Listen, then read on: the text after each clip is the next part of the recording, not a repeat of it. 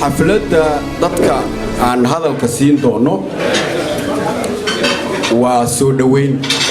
waa inaa meel ku xirato waxaa laga ogol yahay mikrofoonka bogaadin hambalyeyn soo dhaweyn baa laga ogol yahay siyaasad dadka qaybinaysa iyo looma baahna waxaa loo baahan yahay wax dadka midaynaya anagu reer Copenhagen baan nahay hal doon baan wada saarannahay waxaan u baahannahay waxna wada midaynayo qurux badan inaan caaw halkan uga hadalno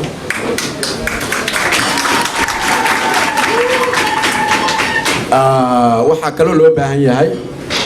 in uu gaaban yahay hadalku oo uusan qofka kaloo ka dambeeya walaalkiisa uu u reebo waqtiga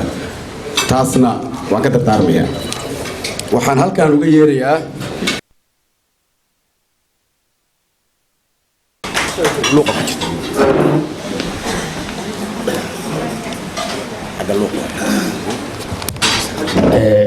ومحسنتهي محمود السلام عليكم ورحمة الله وبركاته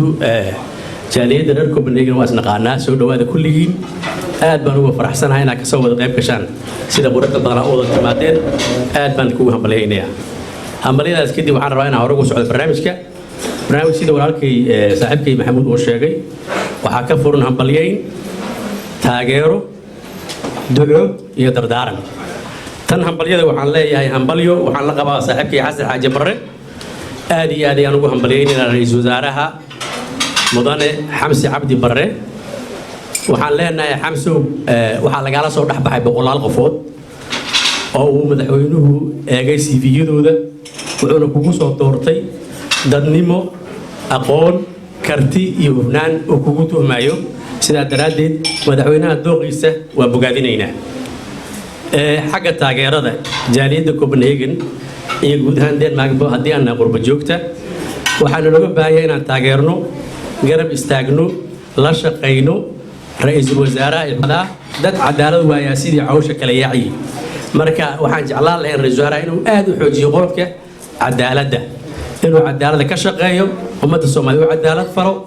ummadda Soomaaliyeed sidaas ay isugu imaan kartaa horumar ku gaari kartaa inta kale oo sheegaya oo ah xubnaha qodobada dawladdu ay aad ka hortaminta u siisay amniga iyo siyaasadda arrimaha gudaha arrimaha dibadda waxay hoos imaanaysaa cadaaladda laana markii cadaalad timaado ilaahay wuxuu siinayaa dhulka